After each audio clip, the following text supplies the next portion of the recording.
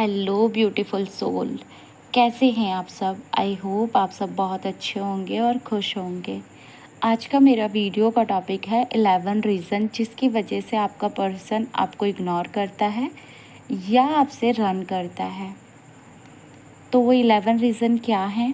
पहला रीज़न है impulsive behaviour, जहाँ पर आप मिस्टेक करते हैं कि आप रो रहे हैं, आप गुस्सा कर रहे हैं, आप जल्दी से पास्ट की बातें अपनी रिलेशनशिप में लेकर आ रहे हैं या पास्ट की एनर्जी को आप लेट गो ही नहीं कर पाए हैं आज तक।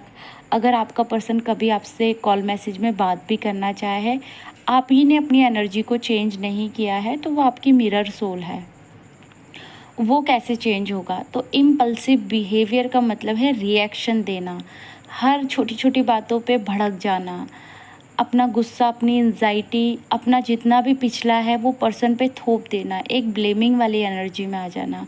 अगर आप सब ये गलतियां कर रहे हैं तो इसे रिलीज़ कीजिए। ये सिर्फ एक कचरा है आपके अंदर जिसे आपको बाहर निकालना है। जो हो गया उसे भूल जाएं और जो आने वाली एनर्जी है उसके लिए तैयार रहें, क्योंकि न्यू मून भी आता है, फुल मून भी आता है, पोर्टल्स भी आते हैं। आप कितना हील हो चुके हैं ये चीज़ें आपको पता चलती हैं उस एनर्जी से।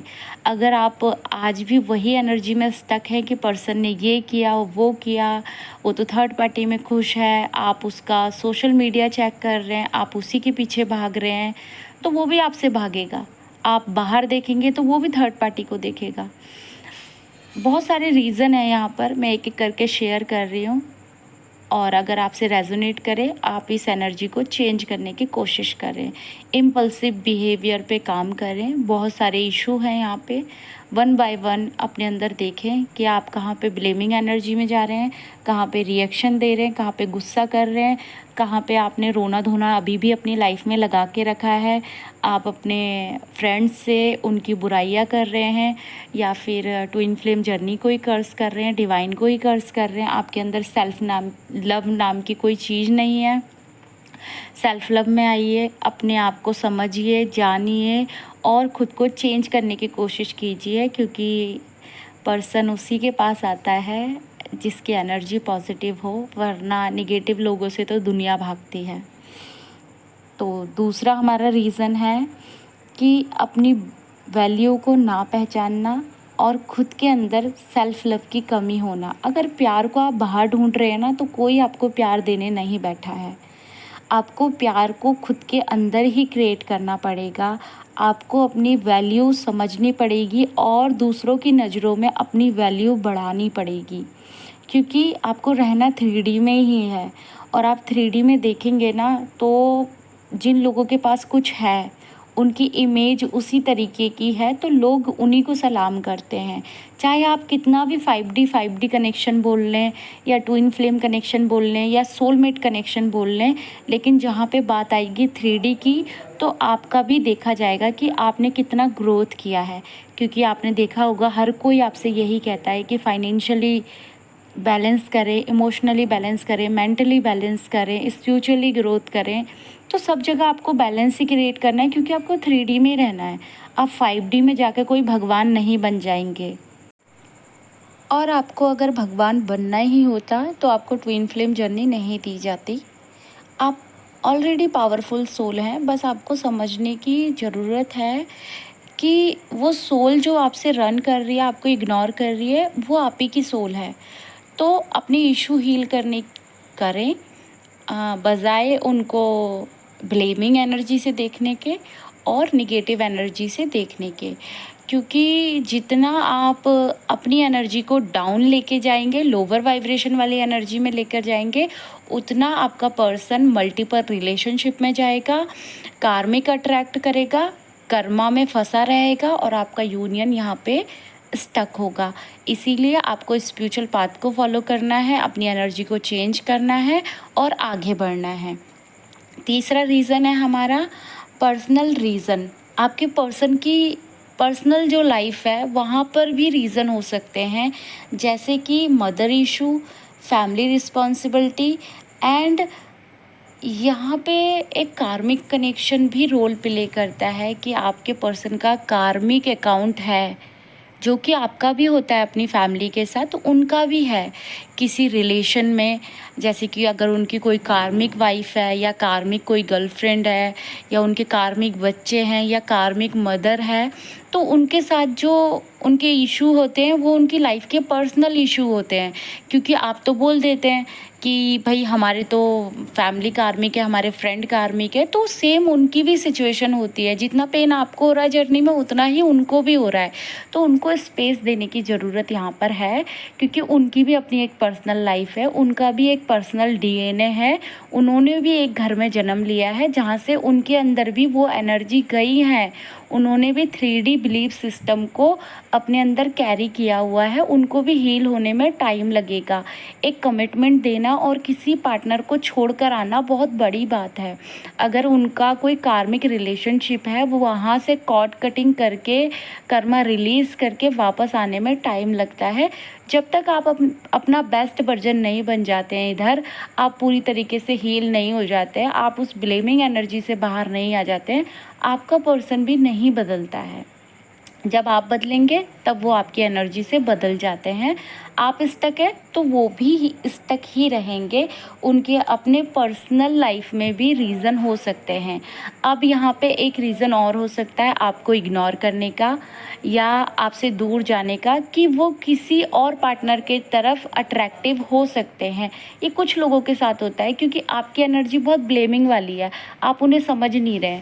आपसे बेटर ऑप्शन वो अपनी लाइफ में अगर देख लेते हैं तो उसकी तरफ अट्रैक्टिव हो जाते हैं, क्योंकि आपके अंदर वो क्वालिटी नहीं है। और आपको चेंज कैसे करेंगे, वो आपको ट्रिगर कैसे करेंगे? कृष्णा जी ने राधा जी को ट्रिगर कैसे करा था? गोपियों को दिखा दिखा के, और बहुत सारी चीज़ें की थी उन्होंने। उनकी जेलेसी दूर की थी, उनका एंगर इशू दूर किया था, उनको ट्रिगर कर करके। राधा पूरी तरीके से डिपेंड थी कृष्णा जी पे, पर धीरे धीरे करके कृष्णा जी ने उन्हें भी हील किया था। तो आप भी देखिए, जैसे शिव ने पार्वती को अवेकन किया, वैसे ही आपके शिव भी आपको अवेकन कर रहे हैं। पर अभी आपको ट्रिगर इसीलिए लग रहा है क्योंकि आप सिर्फ इस लाइफ का देख रहे हैं। पास्ट लाइफ में आपने भी उनके साथ कुछ किया है, इस चीज़ में आपकी नज़र नहीं जा रही है। लेकिन इस लाइफ का जो पेन है आपको बहुत ज़्यादा बड़ा लग रहा है, और उन्होंने जो झेला है वो आपको नहीं दिखाई दे रहा है। इसीलिए इस जर्नी को समझने की कोशिश करें कि उनकी लाइफ में भी पर्सनल रीज़न हो सकते हैं आपको इग्नोर करने के, आपसे रन करने के। और उनकी लाइफ में आपसे बेटर ऑप्शन इसीलिए वो चूज़ करते हैं क्योंकि आप बहुत ज़्यादा इमोशनल होते हैं, आप बहुत ज़्यादा उन पे डिपेंड होते हैं, आप कमिटमेंट की बातें कर रहे होते हैं। आपका कुछ भी ऐसा नहीं होता है जहाँ पे आप खुद पे डिपेंड हो। आप पूरी तरीके से ऐसे हो जाते हैं जैसे कि बिना पानी के मछली। वैसे ही आप अपने पर्सन पे ऐसे डिपेंड होते हैं कि वो नहीं तो मैं कुछ भी नहीं। और उसी हीलिंग के लिए आपके पर्सन ये सब ट्रिगर आपको डालते हैं। अब यहाँ पे नेक्स्ट रीज़न ये हो सकता है, आपके पर्सन को अभी इस टाइम पर ये लग रहा हो कि ये जो मेरा टाइम है वो आपको देने के लिए नहीं है। मतलब कि आप अपनी सेल्फ वर्थ को अगर नहीं समझ रहे हैं तो आपका पर्सन आपको टाइम नहीं देगा, क्योंकि उसे वर्थ इट नहीं लग रहा है इस टाइम पे आपको टाइम देना। और वो आपको इग्नोर करेगा, आपसे रन करेगा। वो अपनी लाइफ में कुछ अच्छा कर रहा होगा, या तो अपनी फैमिली के साथ, या फिर वो किसी के मैनिपुलेशन में भी हो सकते हैं, या किसी थर्ड पार्टी की तरफ उनका झुकाव ज़्यादा होगा क्योंकि उनको कंफर्ट जोन में जाना है। वो अभी रन ही करेंगे आपसे, इग्नोर ही करेंगे आपको, क्योंकि आप उन्हें नहीं समझ रहे हैं, आप खुद को नहीं समझ रहे। सबसे बड़ी बात, उनको तो बाद में समझेंगे, आप खुद को नहीं समझ रहे। आपने हज़ार कोशिश कर ली है उनको पाने की, हज़ार कोशिश कर ली है उनको कॉल मैसेज करने की, और पर्सन आपको ब्लॉक ही करेगा। तो वेटिंग वाली एनर्जी में नहीं रहना है, चेजिंग वाली एनर्जी में नहीं जाना है। अपनी सेल्फ बर्थ को पहचानना है कि आप क्या करने आए थे, और वही आपका पर्सन यहाँ पर सिखा रहा है। और ये बहुत बड़ा रीज़न है यहाँ पर कि आप उनका पीछा करते हैं, उनके दोस्तों से पूछते हैं, आप उनका सोशल मीडिया चेक करते हैं, आप उन्हें बार बार किसी का नंबर मिल रहा है या कोई पर्सन मिल रहा है उनका फ़ोन लेके उन्हें कॉल मैसेज करने की ऐसे कोशिश करते हैं, तो ये सब चीज़ें आपको नहीं करनी है। आपको अपनी एनर्जी को सेव करना है, और इस टाइम पे आप ऐसी एनर्जी में होते हैं कि आप अपनी एनर्जी जितनी भी पॉजिटिव होती है सब पर्सन के पीछे लगा देते हैं, और आपसे वही पर्सन रन करता है। यहाँ पे पेशेंस रखने की बहुत ज़्यादा ज़रूरत है, कामनेस में आने की ज़रूरत है, क्योंकि आपको खुद को समझना है। थोड़ा सा मेडिटेशन की तरफ बढ़िए। अगर बहुत चेजिंग एनर्जी है, पर्सन बिल्कुल भी आपकी बात नहीं सुन रहा है, तो जाने दीजिए उसे। वो जिसके साथ खुश रहता है उसे रहने दीजिए। आप अपना बेस्ट वर्जन बनिए। आप डिवाइन के बच्चे हैं, उसके लिए काम करने आए हैं। पर्सन अगर आपको मिलना होगा ना, तो वो आपके पास ही आ जाएगा, और अगर वो आपका पार्टनर नहीं है इस 3D में, तो कोई दुनिया की ताकत उसे आपके पास नहीं ला सकती, क्योंकि आपके अंदर वो पावर है जिससे पर्सन वापस आता है। और अगर ये chasing energy, blaming energy, ignorance, आप ऐसे मतलब एक होता है DF ना, ओवर मस्कुलाइन एनर्जी में आ जाती है। वो उसे जानबूझ के इग्नोर करती है, वो उसको जानबूझ के ऐसा दिखाती है, नीचा दिखाने की कोशिश करती है, अदर रिलेशनशिप में चली जाती है। या फिर मैंने देखा है कि मैम, मैं सोलमेट को अट्रैक्ट कर लूँ, और वो सोलमेट के चक्कर में कार्मिक को अट्रैक्ट कर लेती है। तो अगर आप ऐसी गलती कर रहे हैं, पर्सन को इग्नोर कर रहे हैं, क्योंकि आपको तो सब कुछ सच पता है, उनको नहीं पता है, अभी उनकी अवेकनिंग स्टार्ट ही नहीं हुई है, आपकी तो हो गई है ना। तो ये छोटे छोटे जो रीज़न है ना, इसकी वजह से जर्नी बहुत ब्लॉक होती है। आप पर्सन को इस नज़र से देखें ही नहीं, आप देखें कि एक डिवाइन जर्नी में मैं हूँ, और मुझे अपना बेस्ट वर्जन बनना है। आज तक मैंने पर्सन के साथ इतनी गलतियाँ कर दी है कि पूरी तरीके से मैंने अपनी एनर्जी उस पर्सन के पीछे वेस्ट कर दी है, जो मुझसे रन कर रहा है, मुझे इग्नोर कर रहा है। और अब मैं अपने लिए काम करूँगी, अपना बेस्ट वर्जन बनूँगी। मैं अपनी इमेज को किसी के सामने डाउन नहीं होने दूँगी। मैं अपनी वैल्यू को पहचानूँगी, मैं अपनी सेल्फ रिस्पेक्ट को पहचानूँगी, सेल्फ वर्थ को पहचानूँगी। और अब कोई भी मुझे हर्ट नहीं कर सकता, चाहे वो आपका DM हो या आपका सोलमेट हो।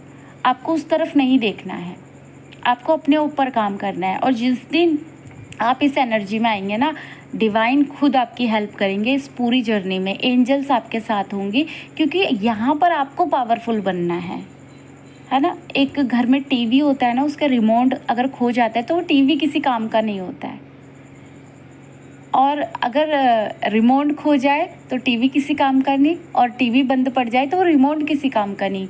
वैसे ही आप दोनों हो एक दूसरे के लिए। तो आपको खुद को पहचानना पड़ेगा कि वो जो पर्सन रन कर रहा है, इग्नोर कर रहा है, वो मेरी वजह से ही कर रहा है, क्योंकि कहीं ना कहीं मैं खुद से प्यार नहीं कर रही हूँ, मैं अपनी एनर्जी को सेफ नहीं कर रही हूँ, मैं खुद को नहीं पहचान रही हूँ कि वो मेरी ही सोल है।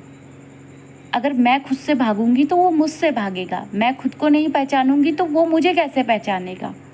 आपको ये समझना पड़ेगा, और यहाँ तक आने के लिए, खुद को पहचानने के लिए अपने ही अंदर जाना पड़ेगा, अपने बचपन को देखना पड़ेगा।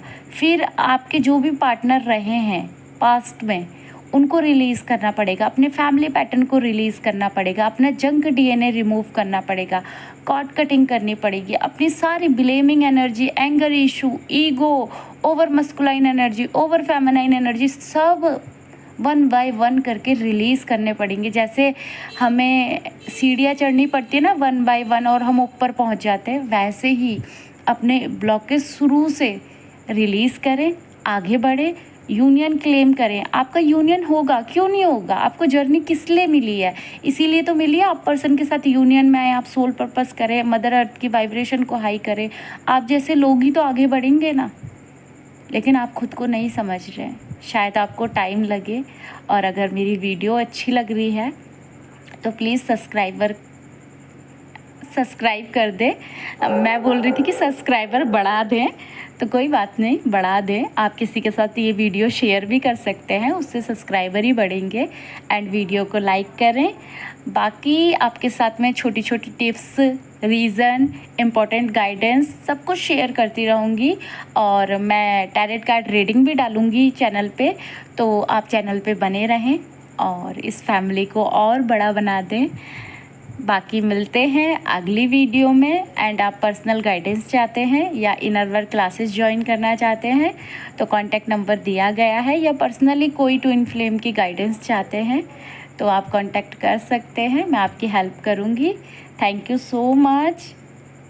मिलते हैं अगली वीडियो में। Bye bye, God bless you all. अपना ख्याल रखें, अपने परिवार का ख्याल रखें।